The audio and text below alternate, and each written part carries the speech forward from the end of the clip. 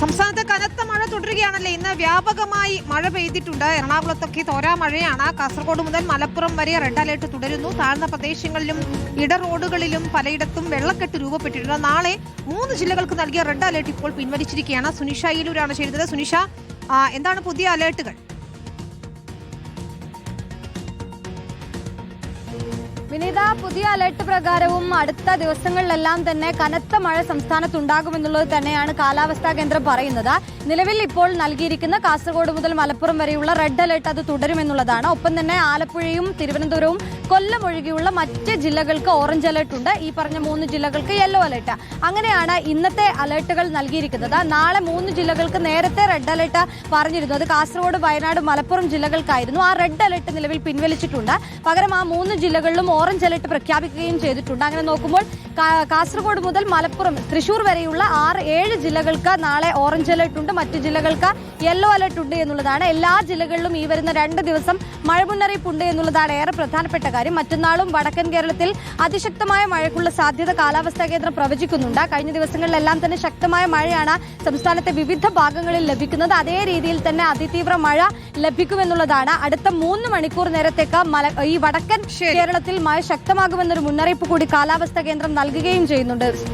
വിനീത, ശരി, അതാണ്. ഏതായാലും അതിശക്തമായ മഴ തുടരും, അതുകൊണ്ട് ജാഗ്രത പാലിക്കണം. കണ്ണൂരിൽ ഇപ്പോൾ കനത്ത മഴ തുടരുകയാണ്. പയ്യന്നൂർ തവിടിശ്ശേരിയിൽ ഒരു വീട് തകർന്നു. വെള്ളാർകുളങ്ങര ക്ഷേത്രത്തിന് സമീപത്തെ ഉണ്ണാക്കൻ തമ്പായിയുടെ വീടാണ് തകർന്നത്. അർജുൻ കല്യാടുണ്ട്. അർജുൻ, ഓടിട്ട വീടാണ്. ഏതാണ്ട് മേൽക്കൂരയൊക്കെ പൂർണ്ണമായും തകർന്ന നിലയാണെന്ന് മനസ്സിലാക്കുന്നു.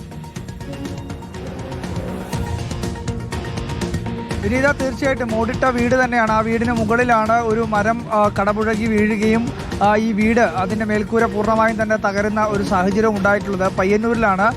അവിടെ ഈ പറയുന്ന സ്ത്രീ മാത്രമേ അവിടെ താമസം ഉണ്ടായിരുന്നുള്ളൂ. എന്തായാലും ഭാഗ്യം കൊണ്ട് മാത്രമാണ് വലിയ അപകടങ്ങളൊന്നുമില്ലാതെ അല്ലെങ്കിൽ അനിഷ്ട സംഭവങ്ങളൊന്നുമില്ലാതെ രക്ഷപ്പെട്ടത് എന്ന് നമുക്ക് പറയാൻ വേണ്ടി കഴിയും. കണ്ണൂരിൻ്റെ മലയോര മേഖലകളിൽ ഉൾപ്പെടെ ശക്തമായ മഴ പെയ്യുന്നുണ്ട്. രാവിലെയൊക്കെ തെളിഞ്ഞ കാലാവസ്ഥയായിരുന്നു ഉണ്ടായിരുന്നെങ്കിൽ ഉച്ചയ്ക്ക് ശേഷം ശക്തമായിട്ടുള്ള മഴയാണ് പലയിടങ്ങളിലും പെയ്തത്.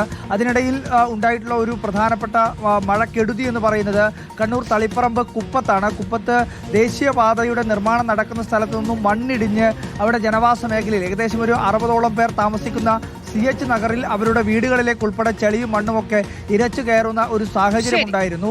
അവിടെ ഇപ്പോൾ എന്തായാലും വലിയ രീതിയിൽ നാട്ടുകാരുടെ ഭാഗത്തുനിന്ന് വലിയ പ്രതിഷേധമൊക്കെ ഉണ്ടാവുകയാണ്. ആ വിഷയത്തിൽ ഉടനടി അധികാരികൾ ഇടപെടണമെന്നുള്ള ആവശ്യമാണ് അവിടെയുള്ള പ്രദേശവാസികൾ മുന്നോട്ട് വയ്ക്കുന്നത്. വിനീത, ശരി, അർജുൻ കല്യാടാണ് വിശദാംശങ്ങൾ നൽകിയത്. ഏതായാലും മഴ കനക്കുന്നു എന്നതാണ്. ജാഗ്രത പാലിക്കണം. നിരവധി അപകടങ്ങൾ കൂടി റിപ്പോർട്ട് ചെയ്യുന്നുണ്ട്. അതുകൊണ്ട് മഴക്കാലത്ത് ഡ്രൈവ് ചെയ്യുമ്പോൾ പ്രത്യേകം ശ്രദ്ധിക്കുകയും വേണം. ഇരുചക്ര യാത്രികരൊക്കെ തന്നെ പ്രത്യേക ശ്രദ്ധ പുലർത്തണം.